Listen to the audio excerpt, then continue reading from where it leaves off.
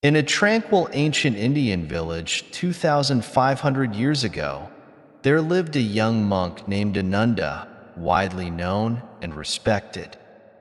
He was the Buddha's cousin and served as his youngest attendant, meticulously recording the Buddha's teachings. Ananda was celebrated not only for his dignified presence, but also for his handsome features, and he was highly praised by the Buddha. One day, while Ananda was on his alms round, he encountered a young woman drawing water from a well. Her name was Mādāṅgikā.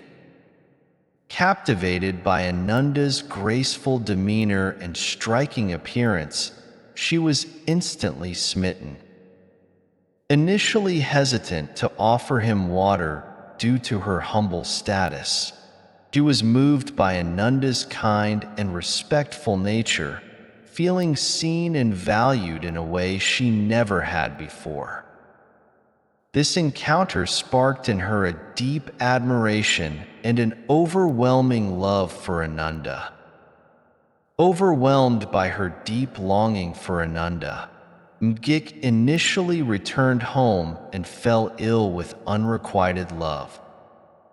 Her condition worsened due to her intense yearning. Observing her distress, her mother inquired about her sorrow.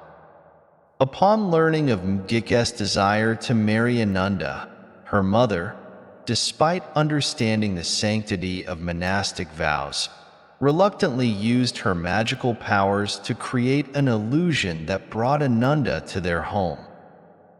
When Ananda arrived, Mādāṅgikā employed various means, including physical contact, in an attempt to break his monastic vows and win his affection.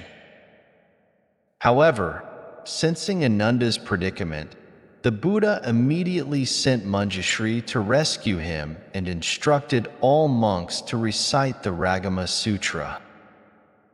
Just as Ananda was on the verge of breaking his vows, he suddenly regained his senses and fled back to the Buddha.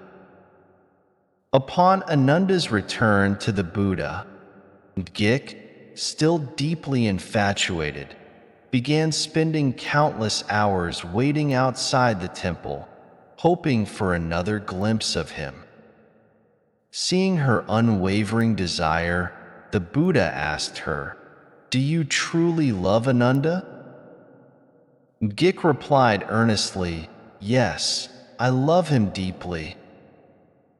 The Buddha then said, "Ananda has no hair. If you are willing to shave your head and be like him, I can grant your wish." Without hesitation, Mādāṅgikā agreed and asked her mother to shave her head. Though heartbroken, her mother complied, and Mādāṅgikā joyfully returned to the Buddha, believing she had proven her love.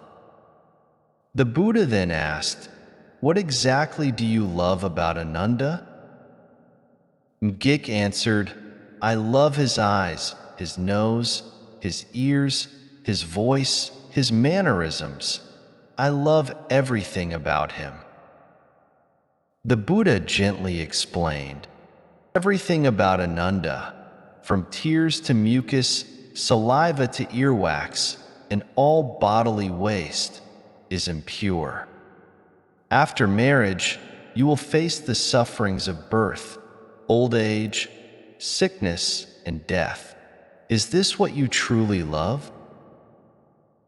To illustrate, the Buddha had a basin of Ananda's bathwater brought before her and asked, "If your love for Ananda is so profound, would you drink this water?" Mādāṅgikā recoiled in horror. "Buddha, how could I drink such dirty water?" she exclaimed. The Buddha, with compassion, said, "Everyone's body is inherently impure. If you find these impurities unacceptable now, how will you feel when you are old and dying?" Hearing this, Mādāṅgikā realized the inherent impurity of the human body, and her intense attachment to Ananda began to dissolve. Her desires vanished, leading her to enlightenment and a desire to join the monastic life. She attained the first stage of enlightenment.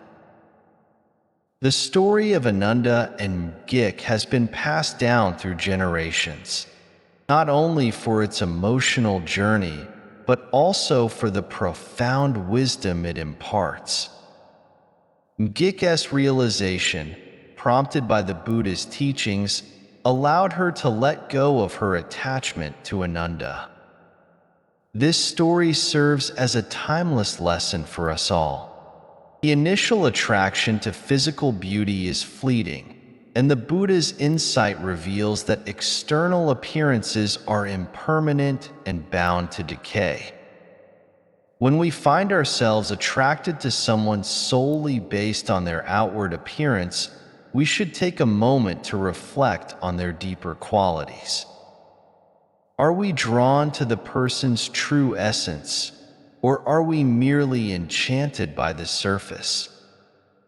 This self-reflection can help us understand the nature of our feelings and avoid being misled by appearances.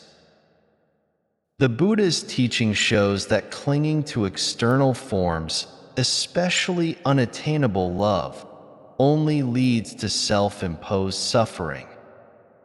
Unrequited love is like chasing a mirage, forever out of reach.